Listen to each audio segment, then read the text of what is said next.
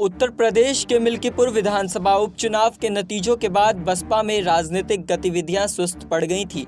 इसी बीच बसपा नेता और पूर्व राज्यसभा सांसद अशोक सिद्धार्थ को अचानक पार्टी से निकाल दिया गया। यह खबर चर्चा का विषय बन गई है। अशोक सिद्धार्थ का मुख्य रूप से दक्षिण भारत में बसपा के मामलों को देखते थे। राजनीतिक विश्लेषकों और बसपा कार्यकर्ताओं के लिए यह कदम बड़ा आश्चर्यजनक था, क्योंकि अशोक मायावती के भतीजे और बसपा आकाश आनंद के ससुर भी हैं। बसपा में आकाश को मायावती का उत्तराधिकारी माना जाता है। अशोक की बेटी प्रज्ञा सिद्धार्थ की शादी आकाश आनंद से हुई है। ये संयोग ही है कि जब से मायावती ने अपने परिवार के सदस्यों को पार्टी की गतिविधियों में लाना शुरू किया है, बसपा की किस्मत डूबने लगी। खासतौर पर 2007 के विधानसभा चुनावों में पार्टी को बहुमत मिलने के बाद ऐसा हुआ। साल 2012 के विधानसभा चुनावों में बसपा केवल 80 सीटें ही जीत पाई थी। साल 2017 में यह संख्या घटकर सिर्फ 19 रह गई। तब राजनीतिक पंडित कहने लगे कि बसपा अपना दलित वोट बैंक खो रही है। साल 2017 तक यूपी में बीजेपी 312 सीटें जीतकर एक बड़ी ताकत बन गई थी। गठबंधन के साथ यह संख्या 325 हो गई। मायावती के भतीजे आकाश आनंद ने 22 साल की उम्र में साल 2017 में राजनीति में प्रवेश किया।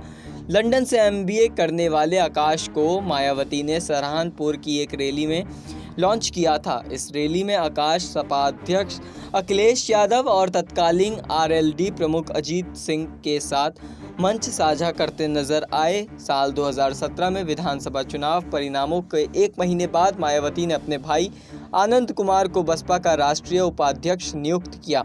मायावती खुश वंशवाद की राजनीति का विरोध करती रही, इसीलिए यह फैसला उनके लिए यू टर्न जैसा था। मायावती ने अपने फैसले को यही कहकर ठहराया कि आनंद कभी चुनाव नहीं लड़ेंगे और ना ही कोई सार्वजनिक पद संभालेंगे।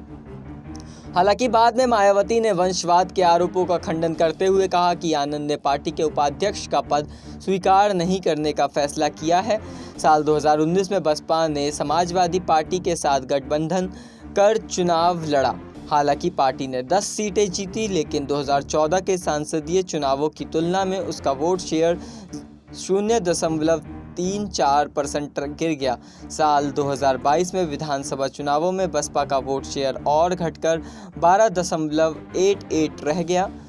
दिसंबर 2023 में लोकसभा चुनावों में कुछ महीने पहले मायावती ने आकाश आनंद को पार्टी का राष्ट्रीय नियुक्त किया, लेकिन 7 मई को तीसरे चरण के मतदान के बाद उन्हें हटा दिया गया।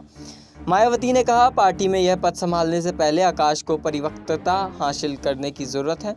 लोकसभा चुनावों में पार्टी को केवल 9.24% वोट ही मिल पाए। बसपा के खराब प्रदर्शन से कुछ हफ्तों के बाद मायावती ने आकाश आनंद को फिर से राष्ट्रीय नियुक्त कर दिया, लेकिन पार्टी हरियाणा में अच्छा प्रदर्शन नहीं कर सकी और उसे केवल 4.21% वोट ही मिले। पार्टी हरियाणा में अपना खाता भी नहीं खोल पाई, जबकि उसने 2019 के विधानसभा चुनावों में एक सीट जीती थी। हाल ही में दिल्ली में हुए विधानसभा चुनाव में बसपा का वोट शेयर 0.71 से घटकर 0.58 रह गया है। राजनीतिक पंडितों का मानना है कि मायावती के जन्मदिन समारोह के दौरान आकाश के छोटे भाई ईशान आनंद को देखे जाने के बाद अशोक शायद इस पर पुनर्विचार कर रहे होंगे कि पार्टी में आकाश आनंद की स्थिति को कैसे मजबूत किया जाए। इससे अशोक सिद्धार्थ घबरा गए होंगे और मायावती को उनके खिलाफ सख्त कार्रवाई करने के लिए मजबूर होना पड़ेगा। अब यह देखना बाकी है कि अशोक सिद्धार्थ के खिलाफ कार्रवाई से बसपा के पतन पर रोक लगेगी या मायावती आकाश आनंद के मामले में अपने तरह अपने फैसले पर पुनः विचार करेंगी। फिलहाल इस मुद्दे पर इतना ही। आपकी इस मुद्दे पर जो भी राय है हमें कमेंट करके ज़रूर बताएं। मेरा नाम प्रवीण उपाध्याय है। आप देख रहे हैं नेक्स्ट 9 पॉलिटिकल बाइट।